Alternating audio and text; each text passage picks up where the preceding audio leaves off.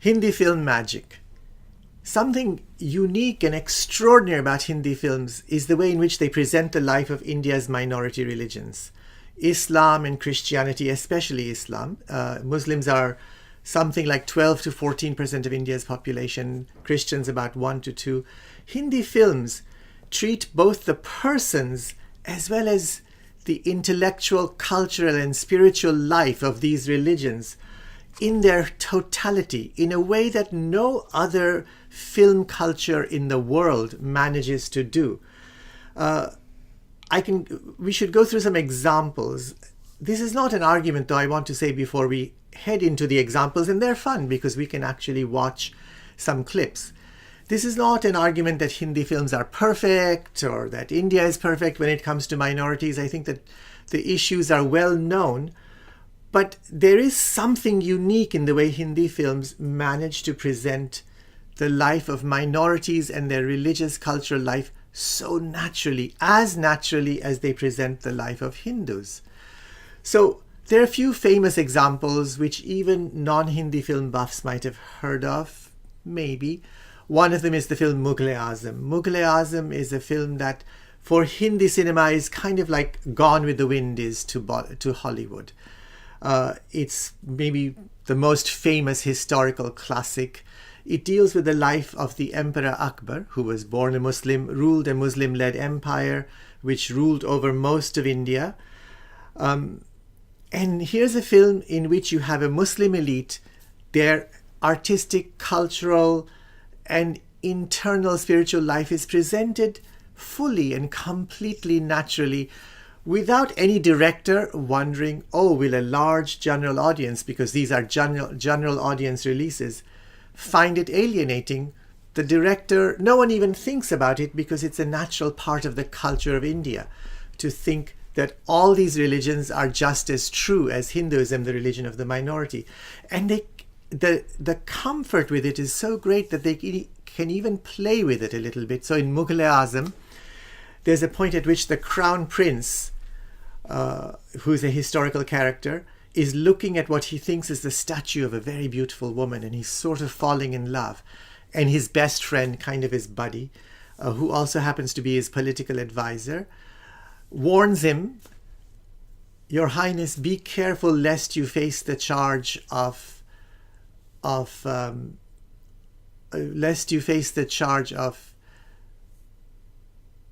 Parasti.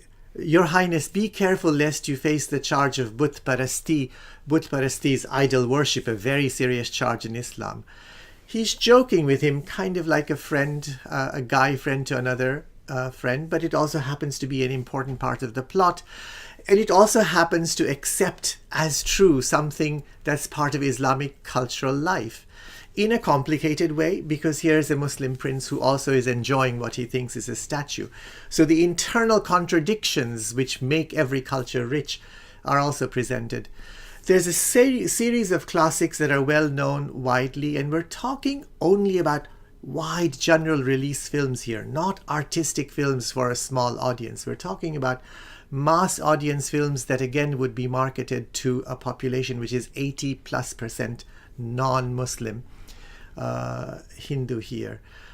Some of the other examples include genres of courtesan films, Umrao, Jaan, Pakeezah, great classics of Indian cinema, very beloved. In the case of Umrao, Jaan, you have something that's very similar to Mughal-E-Azam. It's a historical look at the life of the Muslim elite of the city of Lucknow, one of the last important Muslim-ruled capitals of northern India. And there, again, you have something extraordinary. Not only is the life of these Muslims presented fully, there's also a certain nostalgia for an era in which there was a kingdom ruled by a Muslim elite, without anyone fearing, oh, will a Hindu majority viewership be turned off by it? In fact, no one is. It's a great classic that's enjoyed to this day, and in fact remade since then because it's been so popular. There's even a genre actually of Hindi film called the Muslim social. The genre has been it's a genre that deals with mostly Muslim domestic family life. It's been criticized, and rightfully so, for being stereotypical or stylized. But there are two things to realize about that. On the one hand, the stylization is just as stylized as any other Indian cinema. Hindus are also stylized in the way they're presented in Hindi cinema. That's how Hindi cinema works. That's actually where it draws its power from, but we'll leave the stylization conversation for another time.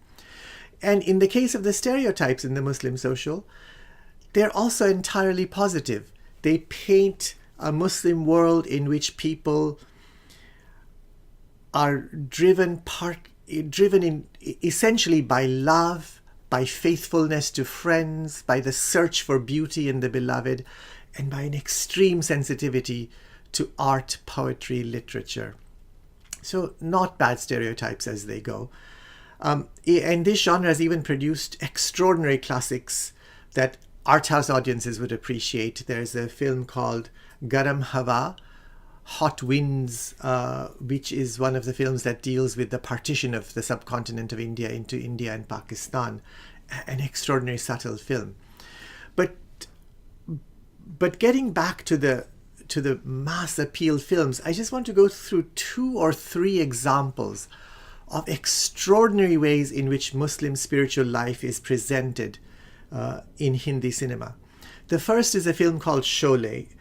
I know a lot of guys, especially for whom it was their favorite film. It was made in the late 70s. It's an Indian take on the Western, a kind of cowboys and Indians.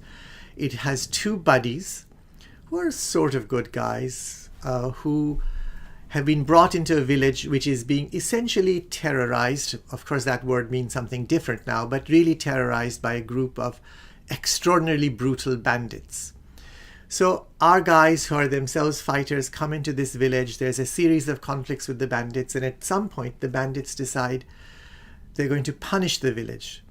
There's a young man who's going out of the village on an errand. They kidnap him and they murder him and send his body back. Like in a Western, it comes back on a horseback. The body is brought immediately into the middle of town. The whole town gathers. And everyone understands this is a message from the bandits. Don't mess with us. And in fact, they say so. And the town's population turns against our so-called good guys who are there to help them defeat these bandits, saying, we can't pay this price. It's too high a price for us. And at that moment, the boy's father, this is, remember, a young man, late teens, early 20s, his father walks into the village square. And we see from his dress the names that the father is a Muslim, the young boy is a Muslim. He recognizes his son's body. You can imagine the grief and the sorrow which are portrayed very powerfully, and you can see it in the clip. And then he gets up with extraordinary dignity and he says, who can't carry this burden? I, an old man, am carrying the worst burden anyone can imagine, the body of my own son on my shoulders to the graveyard. I am willing to carry this burden to do the right thing, which is to defeat these bandits. It's the climax of the film. It turns the village around. Everyone decides they have to support these 2 guys, even if the guys aren't perfect, in fighting these bandits. And as the scene ends, the father says, it's time for my prayers. And he heads up a hill, it's very beautifully metaphorical, up a path on a hill towards a mosque, which is high up on the hill, to say his prayers as a good Muslim. It's very clear that his grace, his dignity, his inner strength, the strength that has transformed this town and turned the plot of this film, comes from his spiritual life as a Muslim. And this again is a film that's marketed to a vast Hindu audience, extraordinarily popular to this day. There's a smaller scale version of this in another film called, and I have to check my little list here so I don't get it wrong, Diwar. Again, a film from the late 70s. Here you have 2 brothers who are heroes. One of the brothers starts working as what in India is sometimes called a coolie, but he's really a longshoreman lifting heavy loads. It's a difficult occupation. There are crime syndicates and gangs. This is urban India. He's come from a town. And there he makes a friend who becomes like a patron, an older gentleman who works in this same place, who befriends him, protects him, and early on in the film says to him, by the way, I've been very interested in your badge. You know that your badge, there's something special about it. Our hero says, what's special about it? And the man says, you know, it has the number 786. For us, meaning for him as a Muslim, for us, this is an extraordinarily auspicious number. It means Bismillah, in the name of God. So this is a very good sign. And our hero, who doesn't know about this because he's a Hindu, is very moved by it. He keeps this badge, and this badge ends up being crucial to the plot of the film. Over and over again, it protects our young hero. And here you again have this extraordinary thing which can only happen in Hindi films. Something, an object, a talisman whose power is drawn from Islamic spiritual life is able to protect a Hindu man. No one in India thinks this is weird. The people who were making the film didn't think it was weird. It's just a normal part of the life of Hindi films because it's a normal part of the life of India. The idea that I'm getting at is Islamic spirituality is seen as being as true as Hindu or any other spirituality, and the film doesn't need to make it anything special or unique. It's just a form of spirituality, which in this case happens to protect our young hero. You have versions of this all through Hindi films, but maybe I'll just end with one last example on the Muslim side of presentation of minorities before switching over to Christian. There's a film from the 40s or early 50s called Chaliya.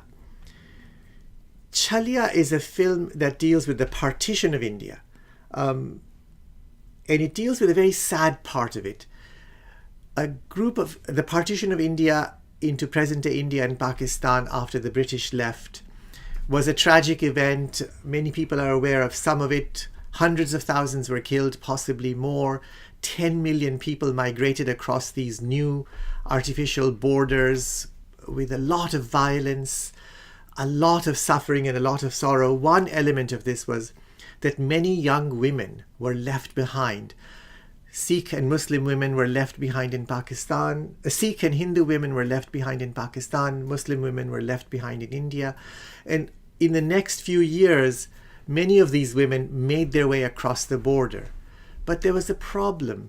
In a patriarchal society where the modesty and virtue of women is at a high value, there was always a suspicion that these women were not chaste or quote-unquote pure anymore, that they had been compromised in the violence, and we know there had been a lot of awful violence of the partition, and often their families were not happy to see him. So our heroine, a Hindu young woman, has come from Pakistan to Delhi, as many did. Her family is there, and true to what actually happened, the family rejects her. It's really tragic. She's an innocent, sweet young woman. And her husband finds her. And there's this beautiful moment of hope. They seem to reconcile. The husband, they had been newlyweds when they were parted. The husband seems to accept her. Everything is beautiful. And then she, in a moment of excitement, says, but I've got something to show you. She goes in to bring something out, and this something is a 5-year-old boy. They've been separated for 5 years. The husband is shocked, and she says, this is your son. The husband won't believe it. And in the end, tragically, the husband leaves because he's sure that this is not his son. The son, in fact, has a Muslim name because the husband asks the son, what's your name? But, you know, the woman has been living in Pakistan for 5 years in the aftermath of awful violence. It's natural that the son has a Muslim name. It's probably for his protection, as we understand.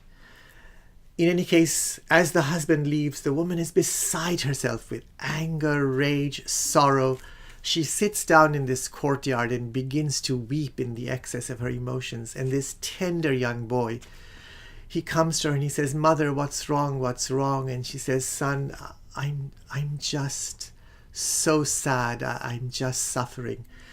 And he says, do you remember what father, meaning the stepfather who had protected the both of them, do you remember what father would have me do when I woke up in the night with bad dreams and I was afraid and I couldn't sleep and I was crying, he would have me recite this prayer.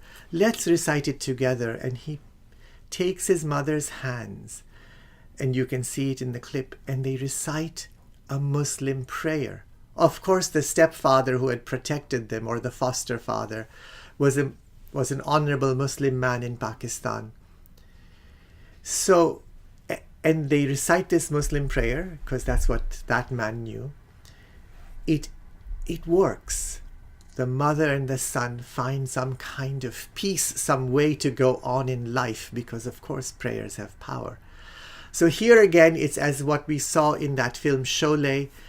Something that came from Muslim spiritual life had a form of power that was just as true as anything else. But there's something extraordinary when you think about this film.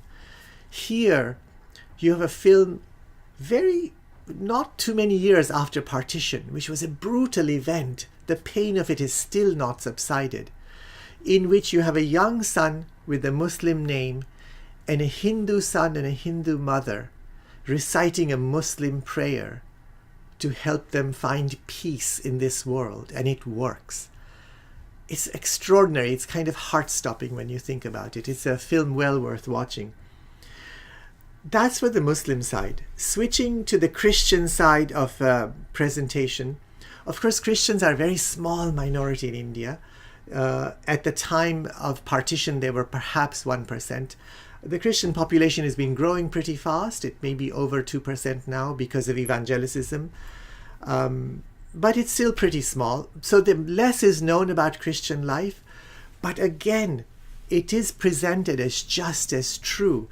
And the characters who are Christian in Hindi films are presented as naturally, and their virtues are clearly presented as coming from this inner spiritual life, as they would have been for Hindus and Muslims. There are a few examples. One is a very old film called Boot Polish. It does have an English title. It's about two young kids who are essentially orphaned or abandoned by their parents. They're left with an aunt. The aunt happens to be a terrible woman. If it were a fairy tale, she would be the wicked stepmother. And she is pretty wicked. She beats them. She's awful. So these two young kids are Hindu. The mother is a Hindu. The stepmother who has to take them in against her will because they have no one else, and she's their only relative, is a Hindu. But in this slum settlement where they find themselves, there's a man whom they call John Chacha. That means Uncle John. And he becomes their real uncle. He's the one who kind of takes them in, not in his house, but into his life. He helps feed them, he helps take care of them, and he does something more. He helps them see how to find their way to a life of integrity and meaning. Having few resources, they're starting to beg, and he's the one who says to them, no, no, no, you mustn't turn to begging. You have to be the new India. You have to be the India that takes us forward. You can't do it by begging. You have these great gifts. You must realize them. So John, uncle, and as you can imagine from the name, he's a Christian. He's the one who helps them find their way to a life of integrity and meaning and wholeness. And throughout the film, in case there's any doubt that he's a Christian, in fact, he has a shrine. In his little, you would have to call it a hovel, it's essentially falling down, where he has Christian icons, Jesus and Mary. He's often praying to them. Now, he's a complicated character. What he's doing in the film is that he is selling liquor. Liquor selling was prohibited in India. In the years after independence, most of India, under the influence of Gandhi, Mahatma Gandhi's ideas, was dry. So liquor selling was definitely illegal. So he's presented as a complicated character, but he's also the only completely morally good character in the film. He's the moral center of the film. And his moral virtue is what transforms our children, helps them see their way to a new life. And that comes and is clearly related to his Christianity. And in fact, in a pivotal scene when he's been taken away by the police, and there's been a storm that has devastated many of the homes, the children go to look for him. And they come to his hovel, it's essentially fallen apart. But of course, instinctively, they look to know where he would look. They look to see what they know he would look to see. The shrine.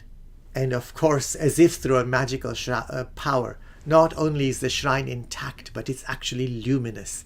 The Christian iconography that's there is still luminous because Uncle John's presence has really been transforming them. So that's a very early film, Boot Polish. You find versions of this in other kinds of films. There's a social satire called Jagte Raho. It's really an extraordinary film. It's a story of a man from a village who is trying to find his way in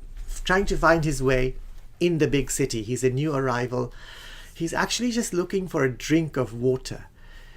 He's thirsty and he just desperately needs a drink of water. He makes friends with a dog, but that's about the only person. Human beings will not make friends with him in this film.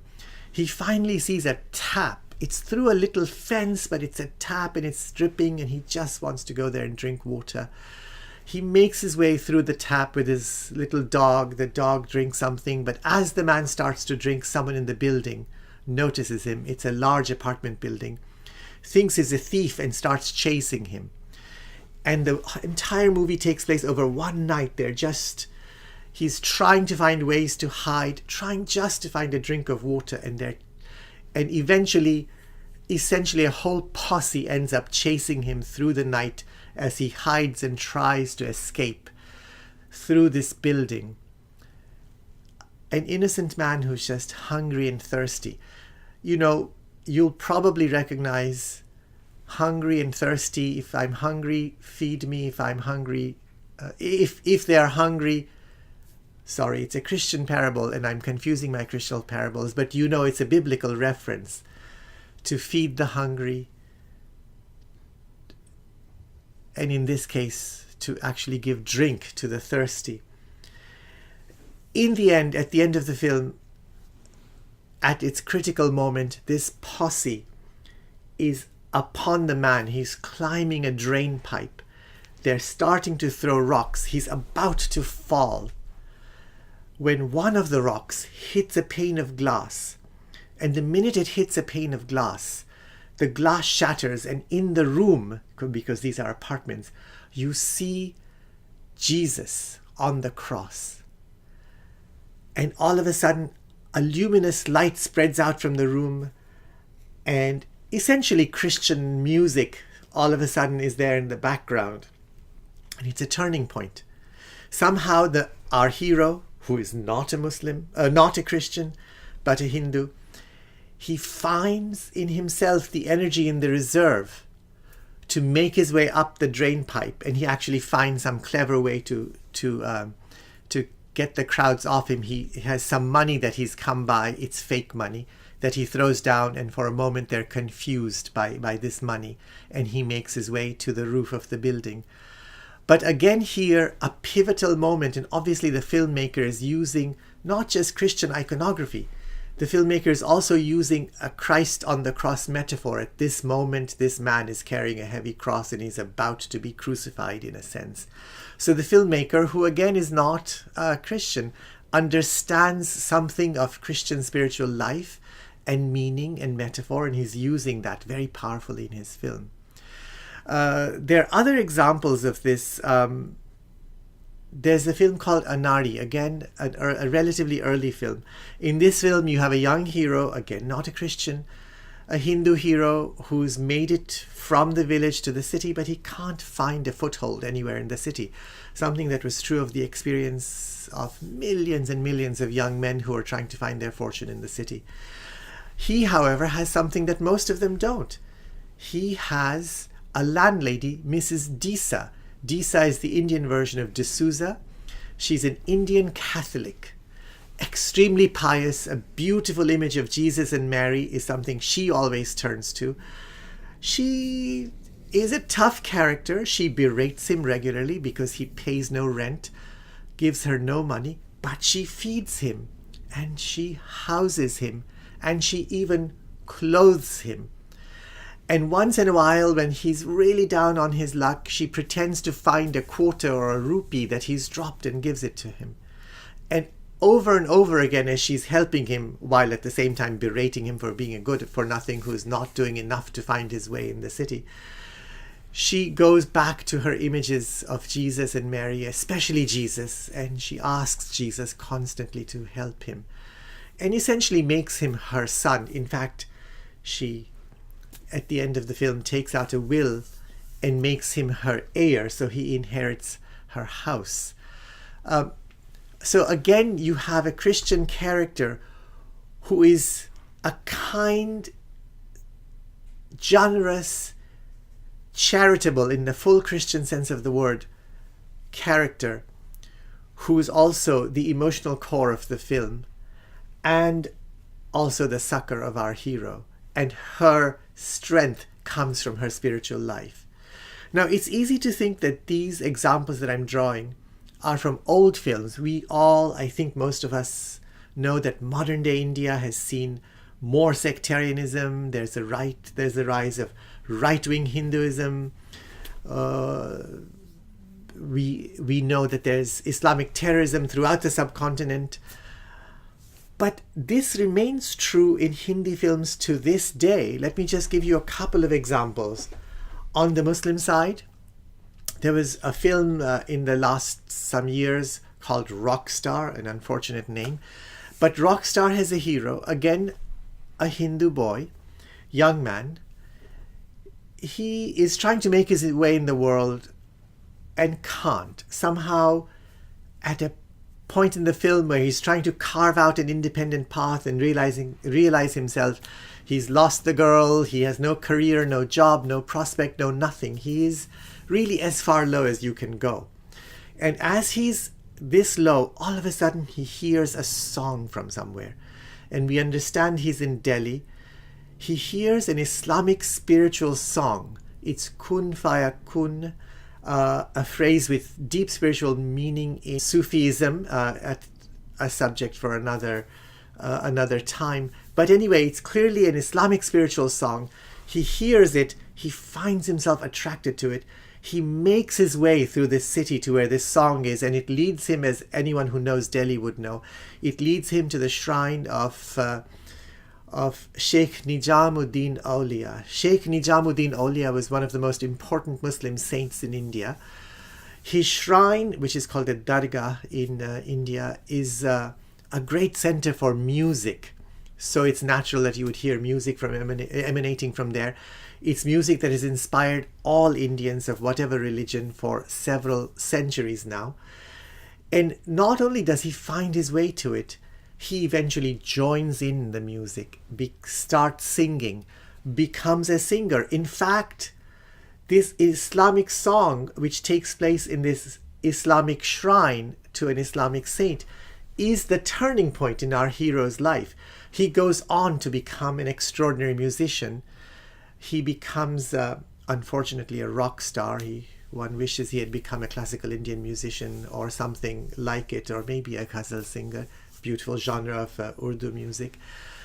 But no, he becomes a rock star. But leaving that aside for the moment, again, you have something that emanates from Islamic spiritual, cultural, religious life, which transforms the character.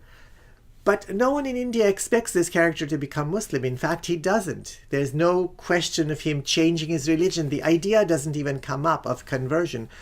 It's spirituality. It's spiritual power. And it's as real as if he had gone to a Hindu temple and found something. And it's as transformative in as positive way as anything else would have been. Again, a film mass marketed to a large Indian audience and quite popular in recent times. On the Christian side, we could give a number of examples, but maybe I'll just limit myself to one. There's a film called Mujhse Dosti Karoge. Will you be friends with me? It's a kind of yuppie tale of love and mistaken identity, and you have one young guy, the three children, they grow up, the boy is in love with the pretty girl, and then the pretty girl's best friend, who's like the girl next door. But the pretty girl doesn't care about the boy. The boy moves away to Europe for a long time. The best friend, the other girl, keeps writing to him. because the boy has been writing to this young girl, but to the quote unquote pretty one, but she doesn't care for him. She never writes back. But the best friend has been writing to him. She's in love with him. It's kind of there's a bit of Cyrano de Bergerac, obviously, in the plot. She's been writing to him. In any case, the young man returns when he's in his early 20s. He's handsome, he's well-to-do. The pretty girl decides maybe she likes him. But something is not quite right in everyone's emotions. The best friend, the girl who's the best friend, or kind of the girl next door in a Hollywood film, ends up visiting the boy in Europe. And at a crucial moment, and this is again the turning point in the film, they're in a church and she's praying, and the boy looks at her and he has this flash. He sees her praying in a church. He realizes that she always had some Christian icons in her room when they were growing up, when they were little. You know, he sees this all in film flashbacks. And he realizes it's been her all along. And he says, you're the one who's written to me. You're the one I've written to. In the end, you're the one I love. This critical moment occurs in a Christian church.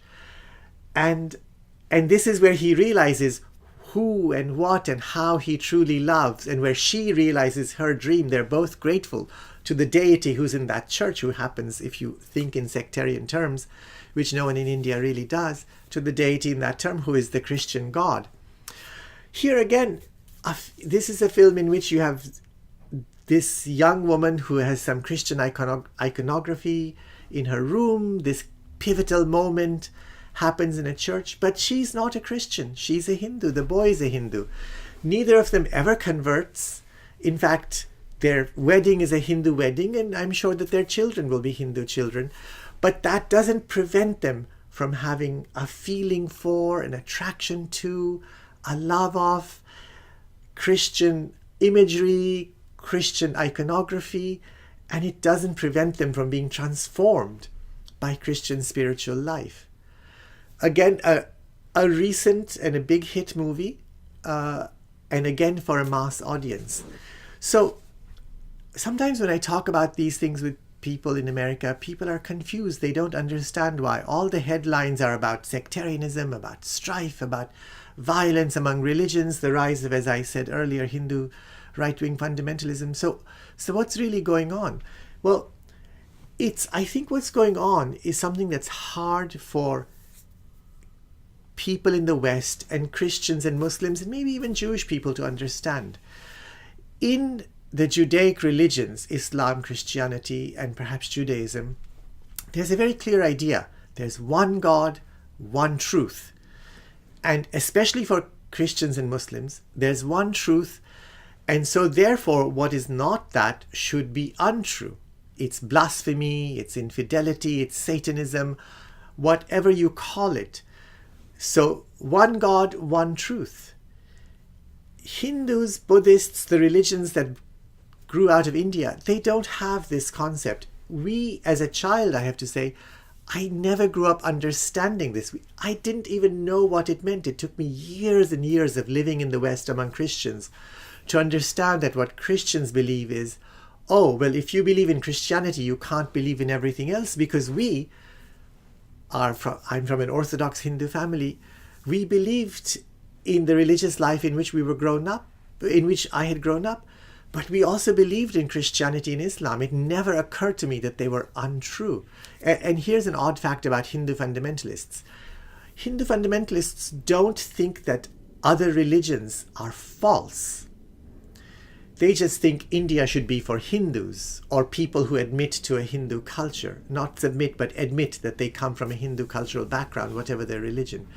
Unlike certain kinds of Christians and Muslims, they don't think other religions are false. The great scholar of Islam, Bernard Lewis, who was one of the most important scholars of the last 50 years, he pointed out something after having studied Islam and Christianity and the Middle East for a long time. He said, Christians and Muslims, when they call each other infidel, they understand what the other means.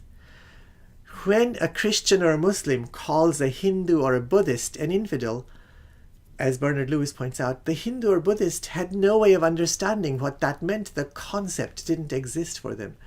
So this is the cultural life of India, the cultural spiritual inheritance of a historically Hindu India, which informs the sensibility of Hindi films, and why Hindi films can present with a kind of natural completeness the life of all religions to a large national audience easily and naturally and regularly.